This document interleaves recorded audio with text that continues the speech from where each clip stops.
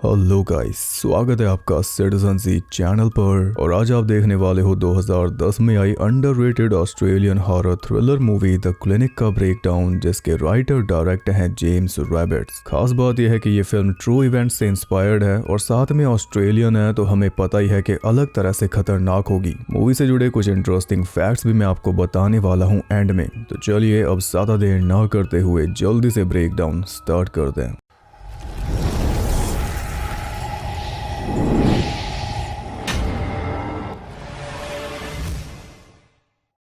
Movie start होती है 1979 में डीएनए टेस्टिंग के आने से 6 साल पहले।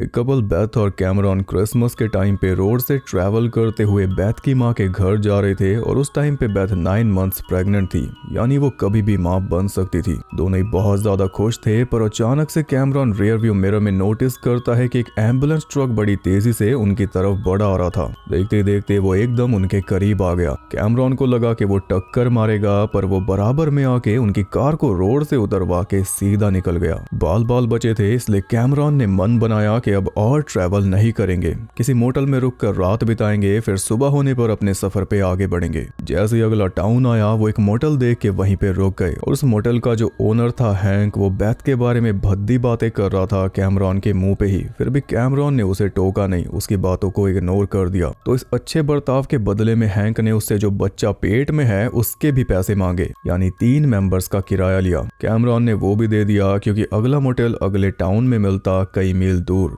रूम लेने के बाद वो दोनों स्विमिंग पूल के पास बैठ के चिल करने लगे। तभी वहां पे एक रशियन कपल आया जो उन्हें घूर घूर के देख रहा था। बेथ ने उनसे बात करने की कोशिश की, तो बिना कोई जवाब दिए लेडी अपने हस्बैंड को वहां से ले गई। फिर वो दोनों वहीं पे बैठे बैठे सो गए और ऐसे ही रात हो गई। रात में बेथ को एक बुरा सपना आया, जिसमें उसे एक बच्ची दिखाई दे रही थी, जिसके पीछे कुछ रोमन नंबर्स लिखे हुए थे, और एकदम से वो नंबर्स खून से भर गए और बच्ची रोने लगी। बस तभी बेथ जाग गई। यही सपना उसे बार बार आता है और इससे वो बहुत ज्यादा डरती भी है, क्योंकि पहले उसका एक बार मिस कैरेज हो चुका है। दोबारा वैसा होगा तो वो बर्दाश्त नहीं कर पाएगी। कैमरॉन उसे रूम में ले गया और उसके सोने के बाद वो कार लेकर निकल गया खाने का कुछ सामान लाने, लेकिन रेस्टोरेंट सारे बंद हो चुके थे, इसलिए उसे कुछ मिला नहीं। अब कार लेकर वापस आ रहा था तो कार भी स्टार्ट नहीं हुई, क्योंकि फ्यूल खत्म हो चुका था। तब कार को वहीं पे छोड़कर वो पैदल ही वापस आया और आते ही हैरान हो गया, क्योंकि रूम का दरवाजा अनलॉक था। दरवाजा खोल के देखा तो उसके होश ही उड़ गए, क्योंकि बेथ रूम में नहीं थी।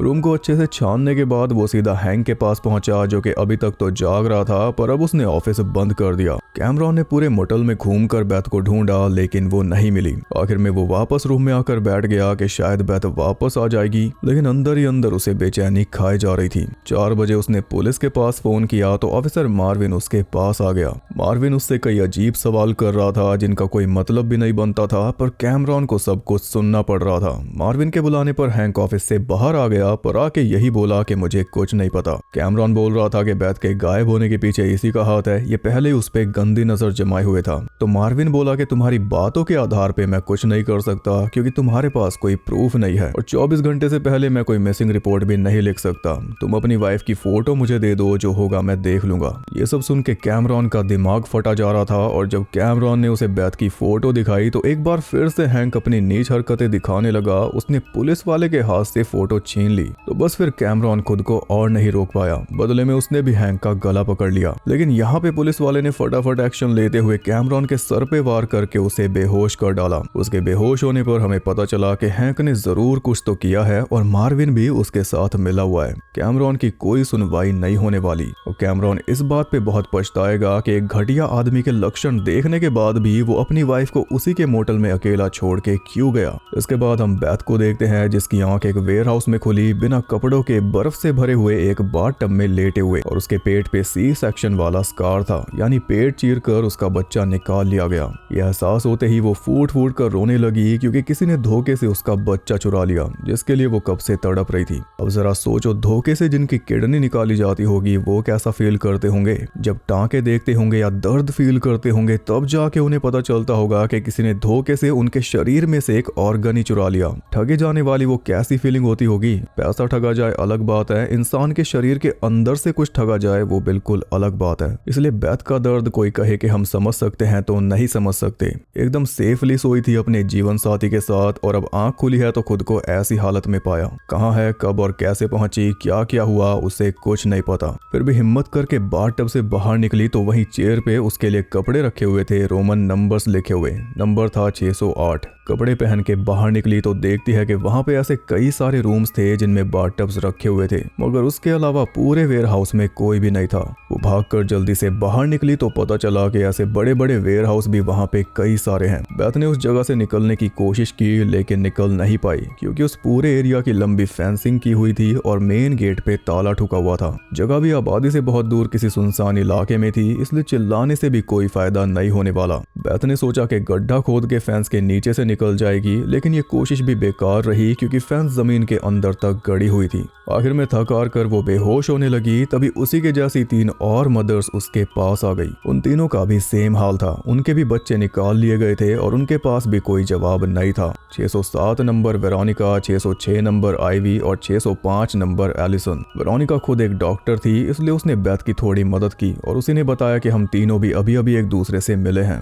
एलिसन जब से मिली है तब से अब तक उसने एक भी वर्ड नहीं बोला और उसका नाम उसके गले में पहने हुए लॉकेट से पता चला। बेथ कहती है कि मैंने ऐसी जगहों के बारे में सुना है जहाँ पे बच्चों का ट्रेड होता है, पर मेन बात यह है कि अगर चुराने वालों को सिर्फ बच्चे ही चाहिए थे तो उन्होंने इन सब के पेट पे टांके क्यों लगाए, मतलब कि इन्हें बचाया क्यों? चाहते तो बच्चे निकाल कर इन्हें मरने के लिए भी छोड़ सकते थे ना। यही बात उन्हें और ज्यादा परेशान कर रही है क्योंकि शायद मकसद कुछ बड़ा है। चारों सोच रही थी कि अब क्या किया जाए, तभी उन्हें किसी और लेडी के चिल्लाने की आवाजें आने लगी। जाके देखते हैं कि उन्हीं की तरह एक माँ अपनी आखिरी सांसें गिन रही थी। 603 नंबर। किसी ने अभी अभी उसका पेट चीरा था दोबारा से, मतलब टांके फाड़े अंदर से कुछ निकालने के लिए। और यहाँ पे जो उन सब ने इन्वेस्टिगेशन करके असली मामला पता लगाया वो बहुत ही ग्रिपिंग है। पहले उन्हें लगा कि शायद इस माँ के पेट पे टांके नहीं लगाए, पर वेरोनिका ने जब पास से देखा तो पाया कि टांके तो लगाए थे लेकिन किसी ने उखाड़ दिए अभी अभी। फिर वो सोचने लगे कि शायद इसने खुद उखाड़े होंगे, क्या पता दिमागी संतुलन खो बैठी हो। लेकिन उसके हाथों पे खून था ही नहीं, जिससे साफ हो गया कि उसने खुद नहीं उखाड़े, उस जगह पे कोई और भी है। वो तो यही सोच रहे थे कि वो मर चुकी है, बस तभी एकदम से उसने आंख खोल ली। उसे जिंदा पाकर वेरोनिका ने उसे बचाने की कोशिश की लेकिन वो नहीं बचने वाली थी। मरने से पहले उसने बस इतना बोला कि अगर तुम जिंदा बच गई तो मेरे बच्चे का ख्याल रखना, वो ब्लू है।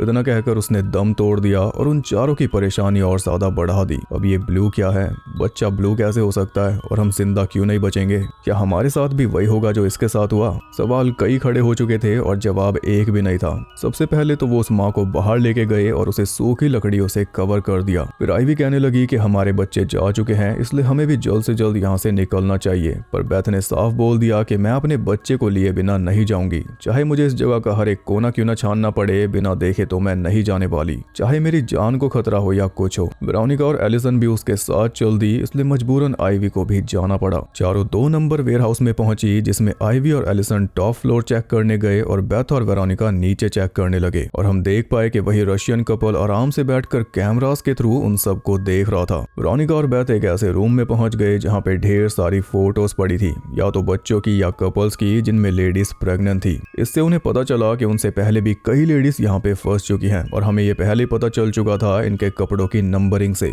एकदम सटीक बात करें तो 608 मदर्स अब तक यहाँ पे फंस चुकी हैं, 608 बच्चे चोरी हो चुके हैं। उससे ही समझ जाओ कि ये कितना बड़ा रैकेट है और इसमें कौन कौन शामिल है। जैसा डॉल का कटा हुआ सर इस रूम में पड़ा है, वैसा ही पड़ा था मोटल के स्विमिंग पूल में, और वैसी 2 डॉल्स है वहाँ पे मौजूद एक फोटो में कपल के सामने। यानी वो भी पहले डॉल्स लेके मोटल में रुके होंगे, वहाँ कोई उन पे नजर रख रहा होगा, उनकी फोटोज ले रहा होगा, फिर मौका मिलते ही लड़की को उठा के यहाँ पे ले आया होगा। इसी वजह से एक डॉल का सर वहाँ पे है और एक का यहाँ पे। ये डिटेलिंग है नोटिस करने वालों के लिए। खैर वेरोनिका बेथ को ये भी बताती है कि आइवी के साथ दरिंदगी हुई थी जिस वजह से वो प्रेग्नेंट हुई, और शायद यही वजह है कि बच्चे के जाने से वो उतनी चिंतित नहीं है क्योंकि वो पहले ही बच्चा गिराने का सोच रही थी। पर हम देख सकते हैं कि आइवी ट्रॉमेटाइज्ड है, टफ बन के वो सिर्फ दिखाती है। आइवी को वहाँ पे एक कैमरा मिला, बल्कि कई सारे कैमरास थे जिनसे कपल्स की फोटो ली जाती होंगी। तो एक कैमरा से एलिसन की फोटो लेके कैमरा उसने एलिसन के गले में डाल दिया। इसके बाद किसी कारण से वो दोनों अलग हो गई। बस तभी किसी ने एलिसन के ऊपर भी हमला बोल दिया एक स्केपल से। उसकी चीख सुनकर बाकी तीनों जब तक उसके पास आई तब तक बहुत देर हो चुकी थी। एलिसन मर चुकी थी, उसका भी पेट फिर से चीर दिया गया था। और हमने इतना तो देख लिया कि जिसने चीरा वो भी एक मदर थी, नंबर 604, एक नंबर जो इन सब के बीच में से मिसिंग था वही। इन्हीं के बीच की एक मदर एक एक करके इन सबको मार रही है, दोबारा इनके पेट चीर कर। क्या वो पागल हो गई है या वजह कुछ और है, ये भी पता लगाना पड़ेगा। पर हमने ये भी देख लिया कि जो रशियन कपल इन सब पे नजर जमाए बैठा है, उनके पास इन सब की फाइल्स भी रखी हैं, जिनमें से एक फाइल पे वो कांटा लगा चुके थे, वही 603 नंबर वाली पे। अब एलिसन वाली पे भी लगा देंगे क्योंकि ये भी मर गई। पर वेरोनिका ने जब ध्यान से देखा तो एलिसन के पेट में से उसे एक ग्रीन टैग मिला, यानी कि इसी टैग के लिए उसका पेट चीरा गया और 603 नंबर का भी। एलिसन के पास जो कैमरा था उसने फोटो भी खींच ली थी 604 नंबर माँ की, जिसने ये कारनामा किया। फोटो को देखकर फाइनली वेरोनिका ने दिमाग लगाकर फिगर आउट कर लिया कि हमारे कपड़ों पे जो लिखा है वो रोमन नंबर्स हैं, बल्कि एक लाइन में है 603, 4, 5, 6, 7 और 8, 6 मदर्स। ये सुनकर बैथ को अपना वो सपना याद आ गया जिसमें बच्ची के पीछे खून से भरे रोमन नंबर्स दिखाई देते हैं। वो तीनों आगे बढ़ी तो उन्हें एक ऐसा रूम मिल गया जिसमें उनके बच्चे मौजूद थे।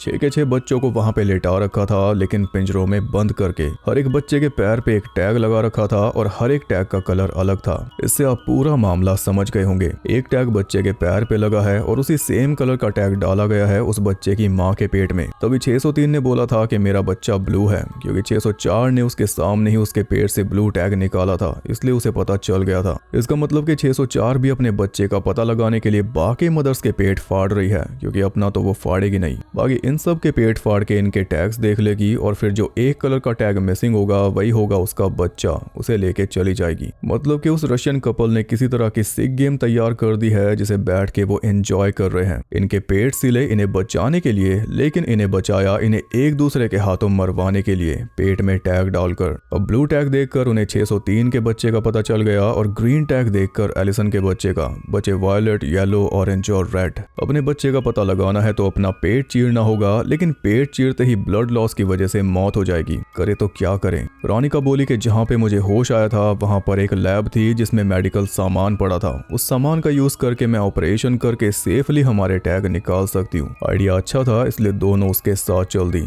उधर मार्विन कैमरॉन को अपनी कार में डालकर टाउन से दूर ले जा रहा था और कैमरॉन बैठा था बस मौके की तलाश में। मौका देखकर उसने मार्विन की गन निकालकर उसी के ऊपर तान दी। सबसे पहले कार साइड में लगवाई, फिर अपनी हथकड़ी खुलवा के उसी हथकड़ी से मार्विन को एक खंबे से बांध दिया और चाबी उसके सामने ही दूर फेंक दी। इसके बाद उसकी कार लेकर वो पहुंचा वापस मोटेल में, जहां पे हैंक आराम से बैथ की फोटो के साथ सोया हुआ था। कैमरॉन ने सीधा उसकी नाक तोड़कर उससे पूछा कि बैथ कहां पर है। उसने बताया कि कभी कभार मेरे पास एक लेडी का फोन आता है और वो ये पूछती है कि तुम्हारे मोटेल में कोई प्रेग्नेंट वुमन है क्या, होती है तो मैं उसे बता देता हूँ। फिर उस प्रेग्नेंट वुमन को उठा के वो ले जाती है टाउन के बाहर वाले पुराने कसाई खाने में। इतना पता चलता ही कैमरॉन बैथ की फोटो उठाकर वहां से निकल पड़ा। वो ऑलमोस्ट उन वेयर हाउसेस तक पहुंच ही चुका था, पर जल्दबाजी में उसने ये ध्यान नहीं दिया कि रास्ते में बड़े बड़े स्पाइक्स बिछा रखे थे। उसने पूरी स्पीड में कार स्पाइक्स के ऊपर चढ़ा दी, जिसके चलते कार का भीषण क्रैश हो गया और कैमरॉन बैथ के पास पहुंच पाने से पहले ही मारा गया। इतनी पास आकर भी उसे बचा नहीं पाया।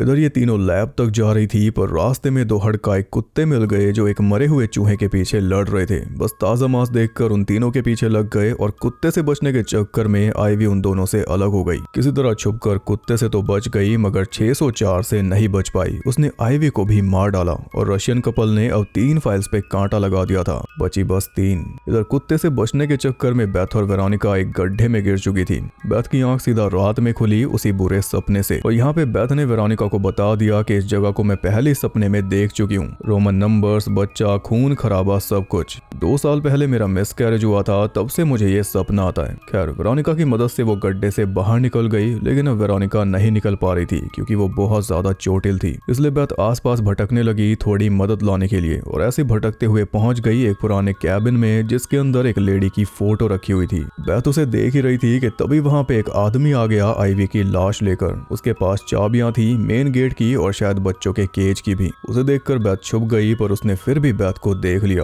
वो तो अच्छा हुआ कि वो थोड़ा मंदबुद्धि था, इसलिए बैथ बच गई। उसने बैथ को बता दिया कि मेरा नाम डंकन है और मेरी माँ का नाम है मिस शेपर्ड, जिसकी वो फोटो है। वो बोल रहा था कि माँ तुम्हें देख के गुस्सा होंगी, पर बैथ उसे किसी तरह बातों में फंसा रही थी। बैथ ने उसे अपना दोस्त बना लिया, पर जैसे चाबी लेने की बारी आई वो भाग निकला। बैथ ने जैसे तैसे उसका पीछा करके उसे दबोचा और उससे चाबियां छीनने में कामयाब हो गई। फिर 2 पिंजरे उठाकर वापस वेरोनिका के पास पहुंची और पिंजरों के सहारे उसे बाहर निकाल लिया। साथ में ये भी बता दिया कि आईवी मर चुकी है। वेरोनिका को गहरी चोट आई थी, इसलिए आगे जाकर वो दोनों एक पुराने ट्रक के कैबिन में बैठ गए जहाँ पे बेथ उसे पैचअप कर रही थी। पर तभी वहाँ पे नंबर 604 आ गई। वहाँ पे कई सारी पुरानी गाड़ियां खड़ी थी, तो उन्हीं में से एक ट्रक उसने उन दोनों की तरफ ढकेल दिया। वो तो एंड टाइम पे बेथ वेरोनिका को लेकर बाहर निकल गई, वरना दोनों पिस जाती। जल्दी से भाग के लैब में पहुंची जहाँ पे वेरोनिका अपना खुद का ऑपरेशन करने लगी, पर 604 ने आकर वहाँ की पावर ऑफ कर दी, जिस वजह से ऑपरेशन रुक गया। बेथ पावर ऑन करने गई तो इतने में 604 ने अंदर आकर वेरोनिका के ऊपर हमला बोल दिया और उसके पेट में हाथ घुसाकर बाहर निकाला येलो टैग।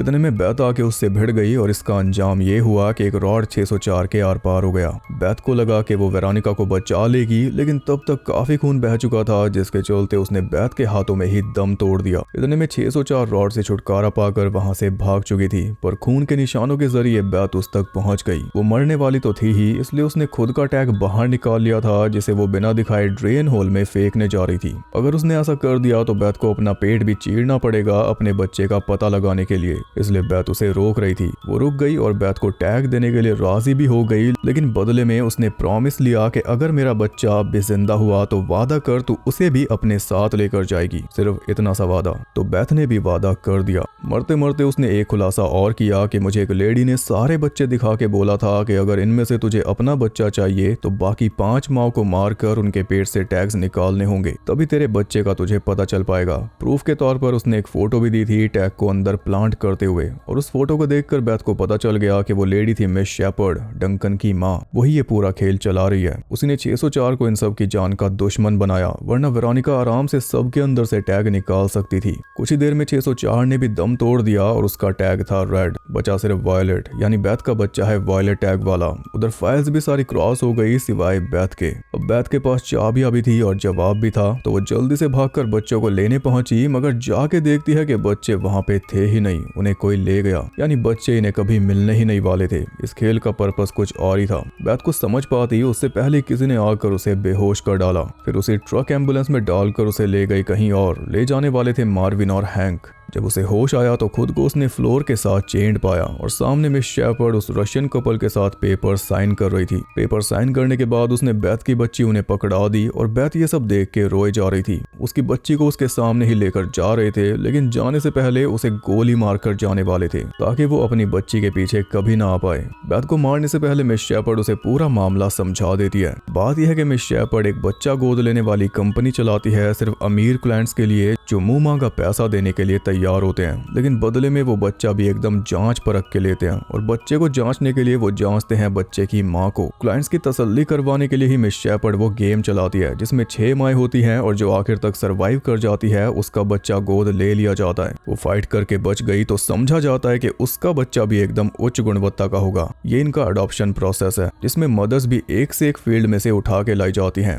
जैसे वेरोनिका डॉक्टर थी, 604 नंबर पक्का कोई एथलीट थी, एलिसन हाईली इंटेलिजेंट थी और आईवी में भी कुछ ना कुछ खूबी होगी। इस तरह से मदर्स को चुन के किडनैप किया जाता है, फिर बच्चे निकाल के उन्हें आपस में भिड़ा दिया जाता है। अब आप सोचोगे कि फिर बेथ में क्या खूबी है। असल में कई बार कुछ गलतियां भी हो जाती हैं। कई बार बच्चा निकालते हुए माँ की मौत हो जाती है, लेकिन क्लाइंट्स पैसा देते हैं 6 मदर्स को देखने के लिए, इसलिए लास्ट मिनट पे कोई ना कोई जुगाड़ करना पड़ता है। बेथ वही लास्ट मिनट रिप्लेसमेंट है और पहली रिप्लेसमेंट है जो ये गेम जीत पाई। बच्चा निकालते हुए 6 में से एक माँ की मौत हो गई थी और जब उसकी बॉडी को एम्बुलेंस में लेकर जा रहे थे तभी रास्ते में दिख गई बेथ। बस वहीं पे इसे फंसाने की कार्रवाई चालू कर दी गई थी। पहले इन्हें रोड से उतार कर इनका मन बनवाया टाउन में रुकने का, फिर वहां पे एक बार क्लाइंट्स को इसे दिखा दिया गया। क्लाइंट्स ने हामी भरी, उसके बाद इसे किडनैप किया गया और फिर वो सारी गेम हुई जो हमने देखी। क्लाइंट को टॉप माँ का बच्चा मिला है और बाकी बच्चे भी कहीं ना कहीं चले जाएंगे। फिलहाल वो जल्दी में है इसलिए बेथ को मार ही रहे थे कि तभी वहां पे डंकन पहुंच गया गन लेकर और वो अपनी माँ की बात सुन ही नहीं रहा था। मिस शेपर्ड का ये पूरा मार्केटिंग वाला जो तरीका है ये पूरी तरह स्कैम है। इस बात का जीता जाता सबूत उसका खुद का बेटा डंकन है। माँ को देख के बच्चे की गुणवत्ता पता लगाना। डंकन ने क्लाइंट के ऊपर गन तान रखी थी और माँ उसका कुछ कर नहीं पा रही थी, इसलिए क्लाइंट ने डंकन को ही गोली मार दी, तो बदले में डंकन के हाथ से भी गोली चल गई जिससे दोनों पति पत्नी मारे गए। मरते मरते डंकन बेथ को यह भी याद दिला गया कि चाबियां उसी के पास है। चाबियां बेथ के गले में ही थी, तो उनसे खुद को फ्री करके एक गन उठाकर वो चल दी अपनी बच्ची वापस लाने। बच्ची तो उसे मिल गई, लेकिन साथ में मिस शेपर्ड ने एक बहुत बड़ा झटका भी दिया उसे उसके बारे में सच बताकर। उसने उसने बेथ को बताया कि तुझे भी यहीं से अडॉप्ट किया गया था। रॉजर और जूडी तेरे असली माँ बाप नहीं है, बल्कि तेरी असली माँ को मार के ही वो तुझे यहाँ से लेकर गए थे। तेरी माँ भी तेरी तरह गेम में जीत गई थी, इसी वजह से तेरा अडॉप्शन हुआ था। और ये तो इत्तेफाक की बात है कि तू भी अपनी माँ की तरह इस प्रोसेस का हिस्सा बनी और जीती। प्रूफ के तौर पर उसने बेथ को उसकी माँ की फाइल दिखा दी, जिसका नंबर है 28। वही नंबर जो बेथ को सपने में दिखाई देता है बच्ची के पीछे, यानी वो बच्ची एक खुद है। नंबर से ही आप अंदाजा लगा लो कि कुछ ही सालों में ये कारोबार कितना ग्रो हुआ है, कहाँ 28 और कहाँ 608। सारा सच जानने के बाद बेथ ने चाबियों से स्टैब कर करके मिस शेपर्ड का पेट भी चीर डाला ताकि उसे पता चले कि कैसा लगता है। उसे मारने के बाद अपनी बच्ची को लेकर वो वहां से निकल गई। स्टेट पुलिस आई उसे लेने और उन्होंने बेथ को कैमरॉन का पर्स दिया, जिसे देखकर उसके आंसू रुके नहीं। इसके कुछ टाइम बाद अपनी असली माँ का पता लगाकर वो उनकी कब्र पे पहुंची तो किस्मत से वहां पे उसे उसके असली डैड मिल गए। खोई हुई फैमिली फिर से एक हो गई और इसी के साथ ही मूवी हुई खत्म। मिस शेपर्ड ने कभी सोचा भी नहीं होगा कि जिस बच्ची को वो बेच रही है वही एक दिन उसका रैकेट तबाह करेगी। बेथ ने अपनी बेटी को तो बचाया ही, पर अपनी माँ का बदला भी लिया और इसके लिए बेथ चोजन वन थी। 9 मंथ प्रेगनेंसी के टाइम पे क्रिसमस पे अपनी माँ के घर जा रही थी जो उसकी माँ थी ही नहीं। रास्ते में रैकेट वालों की नजर पड़ी तो उस वेयर हाउस में पहुंच गई और उसी गेम का हिस्सा बन गई जिसका हिस्सा उसकी माँ बनी थी कभी। और उसी गेम के थ्रू उसका फ्यूचर ये बना था जिसके तहत वो दोबारा उस गेम में पहुंची और गेम को उसने खत्म ही कर डाला। मिस शेपर्ड को लगा था कि बेथ उसके लिए लकी है जो एंड टाइम पे रिप्लेसमेंट के तौर पे मिल गई, एकदम फिट हो गई, पर असल में बेथ उसके लिए सबसे ज्यादा अनलकी थी। जो सपना उसे आ रहा था वो बता रहा था कि तू कौन है और क्या करेगी। बहुत सोच समझ के एक एक चीज इस मूवी में डाली गई है, जो एक एक टर्न है, जो एक एक रिवील है, जो भी राज खुलते हैं, चीजें साफ होती हैं और डाउट्स बनते हैं और एंड तक भी जो चीजें पलटती रहती हैं ट्विस्ट आने के बाद भी, उन सब की वजह से ये मूवी कमाल है और बहुत ज्यादा अंडररेटेड है। चाइल्ड अबडक्शन की जो सच्ची कहानियां है वहां से ये मूवी इंस्पायर्ड है, उसमें भी इतना दिमाग लगा के इतना कुछ इसमें ऐड किया गया। अब बात करते हैं मूवी से जुड़े कुछ इंटरेस्टिंग फैक्ट्स के बारे में। इसमें कैमरॉन यानी एंडी विटफील्ड का रोल बहुत कम है क्योंकि उन्हें कैंसर था और पता भी तभी चला था। इसी वजह से कैमरॉन को आधी मूवी में ही मार दिया गया उसकी कार का एक्सीडेंट करवा के, क्योंकि एंडी बहुत तकलीफ में थे। ये उनकी आखिरी फिल्म थी। 2011 में उनकी डेथ हो गई थी। जून 2010 में उन्हें कैंसर फ्री बता दिया गया था, लेकिन सितंबर में चेक किया तो फिर से कैंसर निकल आया। फिर 1 साल बाद उनकी डेथ हो गई। इस पे डॉक्यूमेंट्री भी बनी है बी हेयर नाउ के नाम से। बेथ यानी टैबरेट बेथल और एंडी को जाना जाता है लेजेंड ऑफ द सीकर और Spartacus blood and sand TV shows के लिए, जिनके प्रोड्यूसर हैं सैम रेमी। इस मूवी में टैबरेट बेथल के करियर का पहला न्यूड सीन है जब वो बाथटब में जागती है तब। ये दूसरी ऑस्ट्रेलियन मूवी है द क्लिनिक नाम से, इससे पहले 1982 में आई थी। इस मूवी को बहुत ही बुरे रिव्यूज मिले थे। तो ये थे कुछ अनसुने फैक्ट्स। आई होप आपको पसंद आए। वीडियो पसंद आई तो लाइक करना और कमेंट करके बताओ कि आपको मूवी कैसी लगी, इंप्रेसिव थी या नहीं। डेली वीडियोस में भी बड़ी वीडियो मांग रहे थे तो दे दी, अब कैसी लगी बता देना। और अगर चैनल को सब्सक्राइब नहीं किया तो वो भी कर लेना और इंस्टा पे फॉलो नहीं किया तो वो भी। मैं आपसे जल्दी मिलूंगा अगली वीडियो के साथ, तब तक के लिए सबको बाय।